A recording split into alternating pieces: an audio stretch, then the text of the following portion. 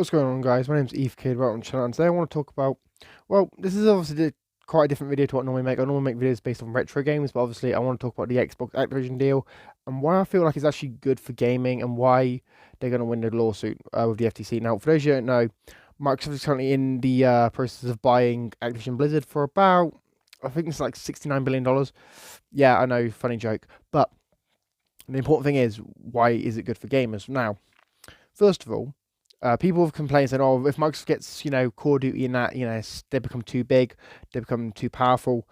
Not necessarily. They will still be the third company by market share, by revenue, and all sorts of stuff when it comes to actual game sales per year, and that's huge considering number one is Tencent, number two is Sony. I think it's that order, or it's the other way around. I'm not. Can't remember exactly what order Tencent and Sony are, but I know they're both bigger than Microsoft in that arena.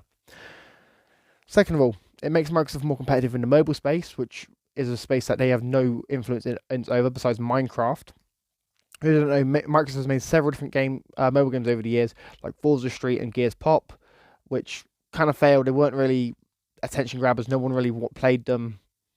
They were just they kind of just come out and died. So that's another big reason on why this is good for games, because obviously it makes the mobile games more competitive and means it's going to kind of shake up that part of the industry, because now you've got this big company, Microsoft, in funding all these new games, and that could potentially lead to problems for other developers who sort of like Zynga, who've gotten a bit stagnant and not really making anything fresh, and have more people like, okay, well, now we're going to try and compete. The third reason is expansion of platforms for a lot of games. Now, for those who don't know, Microsoft obviously wants to put Call of Duty on Nintendo Switch platforms.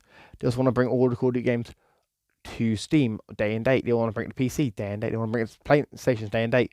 And they have said that they will release the same version of Call of Duty across all platforms day and date. They're not going to make features exclusive to Xbox or PC or PlayStation or anything like that. They want to keep it so it's the same version of the game, same day, same time on all platforms, which is good for gaming as well, because then it means there's no competition when it comes to this game being seen as like this platform's got a better version.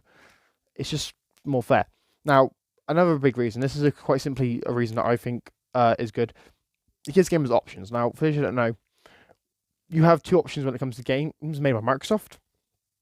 When obviously you're playing them on any Microsoft platform, so that's PC or Xbox, you can buy the game for the price that it's retailing at. So it could be like, I don't know, it'd be on sale for like $50, 40, it could be $70, could be £15, whatever. It could be whatever price. Or you can pay for Xbox Game Pass and play that game and a bunch of other games for a cheap price. Now, why is this a big deal? Well, first of all, Game Pass is available on smart TVs, mobile, PC, and Xbox, right? And if you have a subscription, you can play those games across all those platforms. Great, fun. So, I don't see the problem. With Microsoft now putting those games on Game Pass, sure, if you're on other platforms, it may seem a little unfair, because now obviously you can only pay for the game, you can't get in a subscription. But Microsoft has basically made it so like, hey, you buy Call of Duty on PlayStation, that's your option of buying it. But if you're on Xbox or PC or mobile, you can access them through a subscription, which is obviously cheaper monthly. Obviously, sure, over time you'll obviously pass the price of the original game, but with more variety of games and that on offer, who cares? And finally, this is a big reason, it makes Microsoft a more competitive player within the gaming industry and gives Sony and other companies more of a challenge when it comes to actual gaming. Because, I'll be honest, in the Xbox One generation, Sony ran away with it. Sony just didn't care. Microsoft was no competition. Sony was just, boom, gone, way ahead. But now that Microsoft has Bethesda, has a bunch of other game studios, and is about to get Activision, it will make them be able to challenge Sony more and make Sony and Microsoft now have to keep evolving, keep trying to become better at making games, release better games, better product, and that's just good for consumers, because then suddenly, hey, we get more great games, more games are getting funded, and there's better games. Now, to me, why is that a good thing? Well, every gamer loves more games. All gamers want more games, more experience. And I also think that preservation of games could also play a factor into this, because Microsoft would then obviously acquire Activision's vast library of games. Because Activision was one of the first third-party publishers ever to exist. They originally made games for the Atari 2600, for God's sake. That's a long time ago. That's like the first major console.